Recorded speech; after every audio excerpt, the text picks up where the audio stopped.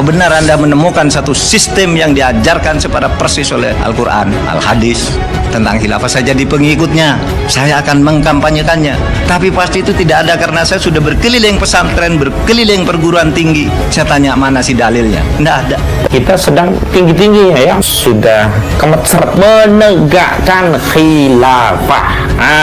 Kalau Islam yang sudah dicanangkan secara baik mulai terganggu. Ada kelompok yang beranggapan seakan-akan umat Islam harus berada di negara yang berlabel Islam, negara yang disestempel Islam. Kepemimpinan yang tidak menerapkan khilafah ini itu masuk 3 kategori: zalim, fasik, bahkan kafir gitu. Sombong amat mengatakan bahwa khilafah ini adalah ajaran Islam. Dari mana? Jangan kerdilkan Islam seolah-olah Islam itu mewariskan sistem politik yang penuh darah itu, penuh dengan pembunuhan, penuh dengan penyelewengan, baik terhadap syariat maupun hakikat. Sebagai keliru sekali jika ada yang menyatakan anugerah terbesar bagi bangsa Indonesia adalah Pancasila. Keliru. Justru anugerah terbesar ya bagi hidup kita, juga bangsa kita, negeri ini Indonesia, adalah Islam. Seperti diketahui, Ahmad Kozainuddin pernah menjadi pengacara Gus Nur yang terdakwa kasus ujaran kebencian. Dalam selama ceramahnya, Ahmad Kozainuddin sudah pernah menjadi Direktur Pusat Kajian dan Bantuan Hukum Hizbut Tahrir Indonesia atau HTI pada tahun 2020. Ahmad Kozainuddin juga pernah ditangkap polisi. Ia ditangkap atas tudingan menyebar berita palsu, namun tidak sempat ditahan. Rekam jejak Kozainuddin ternyata akhir-akhir ini baru tercium bau-bau khilafah, karena Kozainuddin sangat optimis dengan konten di media sosialnya tentang masa depan coba dijadikan sebagai sistem di sebuah negara dengan menggantikan sistem demokrasi. Sangat disayangkan, pengetahuan Kozainuddin seharusnya pengetahuan ini tidak digunakan untuk sesuatu yang tidak baik, yakni khilafah. Memang ya kadrun di mana-mana, semakin dia menjadi kadrun kelihatan semakin bodoh. Cara berpikir kerdilnya kadrun-kadrun khilafah, sampah-sampah negara yang selama ini membuat kegaduhan. Dan kau salah satunya. Ini kalau Pak Joko itu paham tentang tanggung jawab ya, lebih baik segera mundur dia. Karena banyak urusan tidak bisa dia selesaikan. Sistem demokrasinya sudah dikuasai oleh oligarki. Ya, yang wajib itu menegakkan khilafah. Kalau Anda ya bosan dengan sistem dan rejim Jokowi hari ini, dia harus berjuang untuk khilafah. Apa negara kita itu mau menjauhkan umat Islam dari agamanya? Berbangga dengan bendera Islam saja tidak boleh. Di mana letak kesalahan bendera ini? Ini kalimat mulia.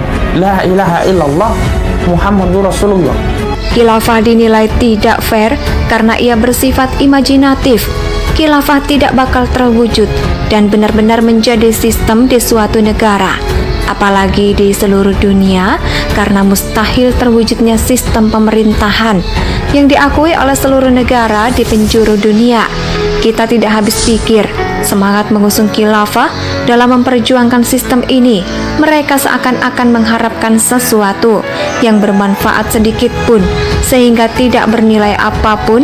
Mereka tampil di belakang khilafah hanya untuk menjadi oposisi pemerintah dengan tujuan politis. Umat Islam sudah menjamin kami yang punya wewenang, kami yang punya prosedur, kami yang punya keputusan. Betul?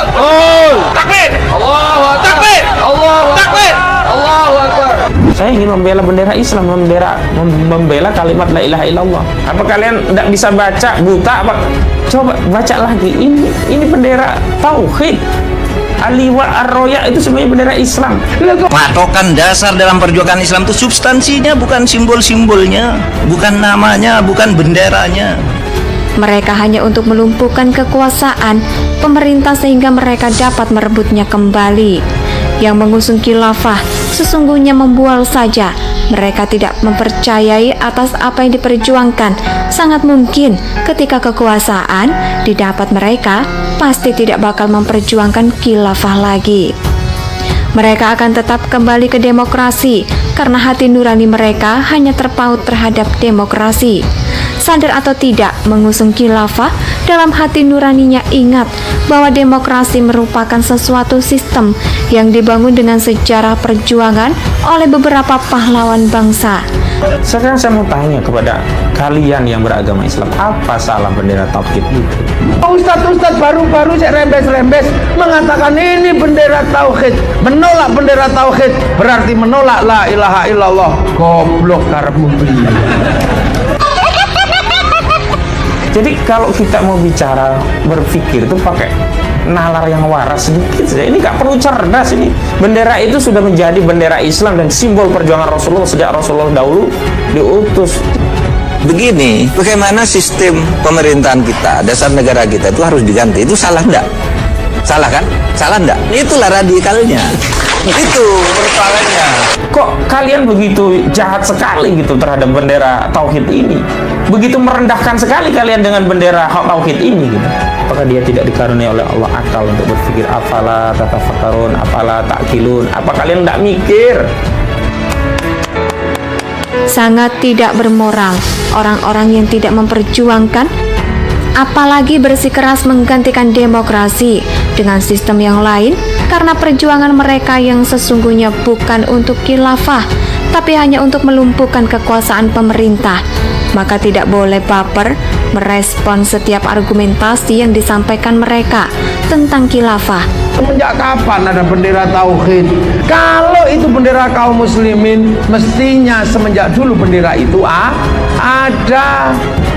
Redaksi HTI-nya di mana kalau ini dianggap bendera HTI? Lagi pula kalau ini bendera HTI, apa sih salah HTI? Ini kalimat mulia, la ilaha illallah Muhammadur Rasulullah. Lah kalau kita dipaksa menjauh dari agama kita, menjauh dari kalimat tauhid, ini kan sama saja ingin menjauhkan umat Islam dari agamanya. Saya menolak bendera la ilaha illallah, tapi tidak anti la ilaha illallah. Walaupun saya tidak mau dengan bendera tauhid la ilaha illallah, kalau tahlilan tetap pakai la ilaha illallah. Nah itu, ini bendera Islam. Begitu dikibarkan di Saudi, tangkap polisi. Baru lo iya bukan bendera tauhid, itu bendera Hizbut Tahrir.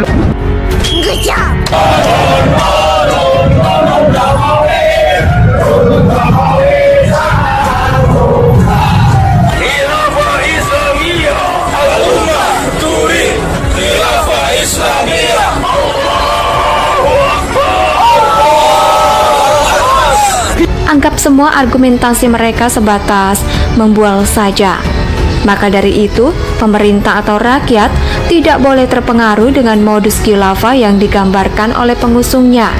Tetaplah bersikap optimis dalam menjalankan sistem demokrasi, tanpa berpikir negatif yang dapat merusak sistem demokrasi yang sudah ada. Pikiran negatif ini akan berakibat negatif pula terhadap masa depan seseorang. Saya punya bendera tauhid banyak macam-macam. Nggak pernah saya melarang bendera tauhid. Tetapi bendera tauhid yang disalahgunakan untuk menekan orang lain, untuk menjelekkan orang lain, itu yang saya lawan. Berulang kali Indonesia ini akan diruntuhkan. Ini zamannya Pak Jokowi. Presiden kita bagaimanapun juga harus kita jaga. Allahumma sholli ala Muhammad. Jangan kita untuk berkhianat kepada pemerintahan yang sah yang sudah kita sepakati. Negara Arab itu runtuh, Libya, Libanon, Irak, Syam, semua masyarakatnya dihasut untuk menggulingkan pemerintahan yang sah. Khilafah Islam. Al-Ummah turid khilafah Islamiyah. Lakukan perjuangan ini. Yang terjadi di depan sana.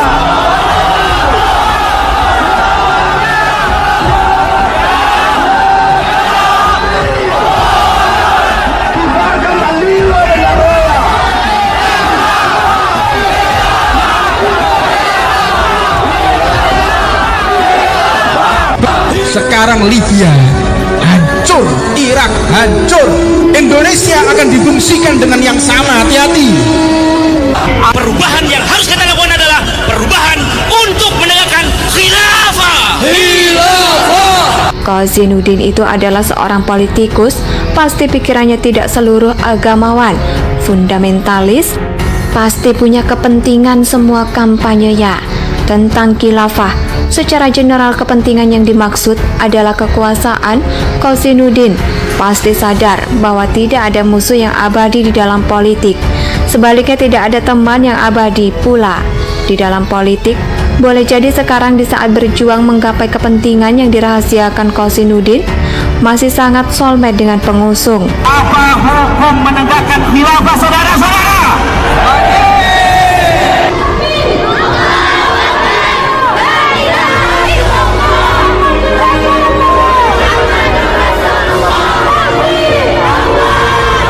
Bagi kita Muslim sejati, tak ada kata mundur dalam berjuang bagi tegaknya syariah dan khilafah.